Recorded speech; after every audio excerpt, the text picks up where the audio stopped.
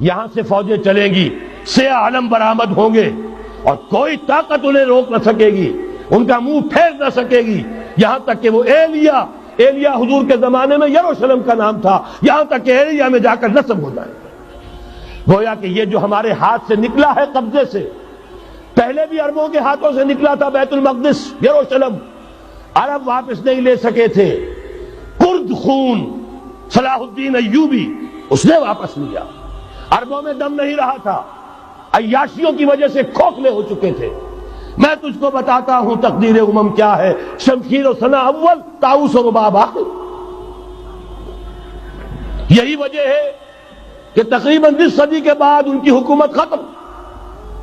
آشمارا حق بود گر خون بارک بر زمین بر زوال ملک مستعصم امیر المومنی. یہ ہوا کہ نہیں ہوا؟ جبکہ آئے ہیں تاتاری ہورڈز، اور جنہوں نے کہ آخری خلیفہ بنو عباس اسے محل میں سے نکالا، ایک کھال کے اندر لپیٹ کر اور اپنے گھوڑوں کے سوؤں تلے کچل دیا. عرب معزول کر دیے گئے تھے، لیکن اب دوبارہ عربوں کو جب سہارا ملا ہے، لیکن اب بھی انہوں نے کہیں اسلام قائم نہیں کیا. کوئی روس کا غلام رہا، کوئی امریکہ کا غلام رہا، کسی نے اس کا ساتھ دیا، کسی نے اس کا ساتھ دیا. تہذیب ہے تو مغربی، تمدن ہے تو مغربی، وضع میں تم ہو نصارہ تو تمدن میں ہنود. یہ مسلمان ہیں جنہیں دیکھ کے شرمائے یہود. یہی معاملہ جب ان کا ہوا تو اب اللہ تعالیٰ کی طرف سے ان کے اوپر وہ عذاب کی بھٹی گرم ہونے والی ہے. لیکن اس کے بعد پھر یہاں سے جائیں گے وہ جو ان کی مدد کریں گے، اور یہ ایلیا کو واپس لینے والے یہ مشرق سے چلنے والے لشکر ہوں گے.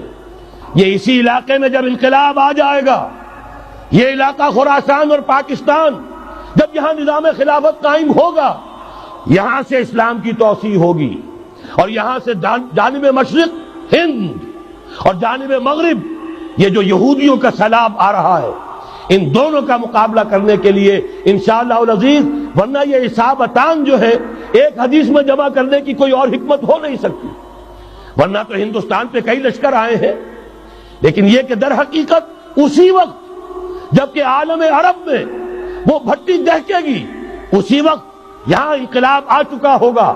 ایک طرف یہاں سے مدد کے لیے لشکر جائیں گے کہ جو مسلمان عرب جو ہیں ان کی مدد کریں گے، حضرت مہدی کے جھنڈے تلے لڑیں گے، حضرت مہدی کی حکومت کو مستحکم کریں گے، یؤتمون للمہدی.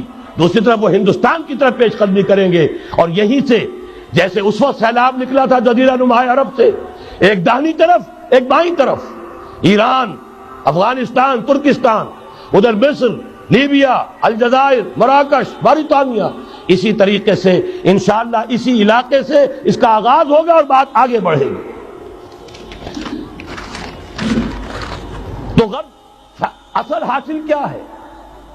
یہ ہونا ہے، پچھلے آثار ثابت کر رہے ہیں کہ ہونا ہے، حضور کی احادیث بتا رہی ہے کہ یہی سے ہونا ہے.